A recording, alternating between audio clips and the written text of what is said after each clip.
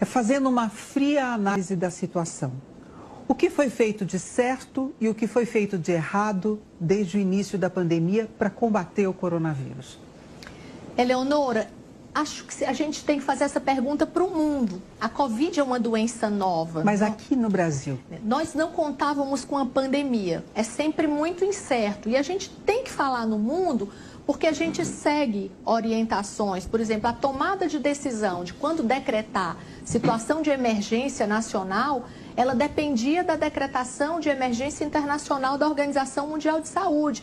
Então, se a gente for falar no que nós erramos, o carnaval é uma das situações hoje que a gente, ao olhar para trás, se nós talvez não tivéssemos tido grandes aglomerações no carnaval, nos estados onde a gente tem festas que movimentam populações numerosas, não só de brasileiros que migram de um estado para o outro, mas de transeuntes internacionais que vêm para passar o carnaval no Brasil, talvez a gente tivesse menos casos. Então, falhamos, todos falhamos em alguma coisa, mas eu acho que o mundo inteiro e o Brasil também correu atrás para que nós pudéssemos ofertar a maior quantidade de serviços, de bens.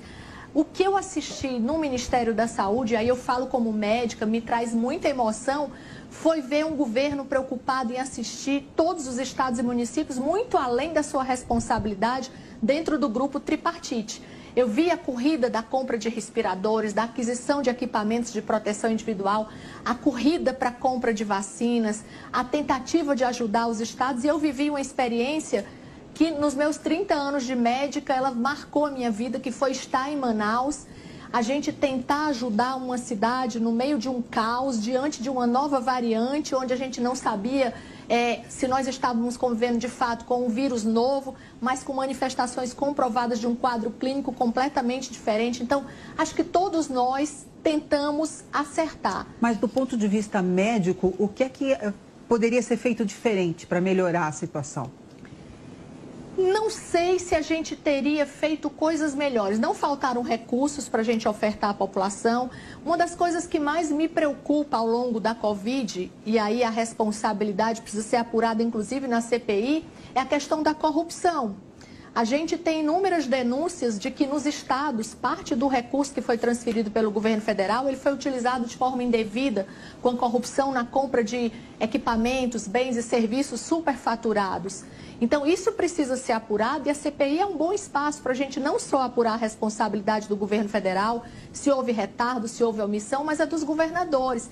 E aí eu trago aqui para vocês um fato que sempre me chama a atenção como médica. Eu fui fazer uma busca nos dados do Tribunal de Contas da União e na Controladoria Geral da União sobre a corrupção na saúde.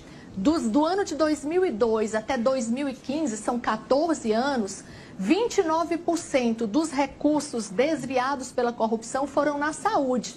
Isso corresponde, se a gente for olhar Ministério da Saúde, a 4,5 bilhões.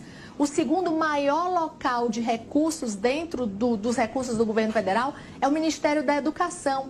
12,5% dos recursos da educação foram desviados para a corrupção. Se a gente for descer mais detalhes sobre isso, e a gente vai olhar onde o TCU e onde a CGU detectaram que isso acontecia, nos municípios que têm menor índice de desenvolvimento humano e os piores índices da educação básica. Isso aconteceu na Covid. Onde houve mais corrupção são os municípios que mais precisavam de cidadãos mais vulneráveis. E a gente costuma dizer a corrupção mata. E na Covid, ela junto com o vírus também matou muitos brasileiros que deixaram de ser assistidos por governantes que desviaram esses recursos, se aproveitando de um momento que é uma tragédia.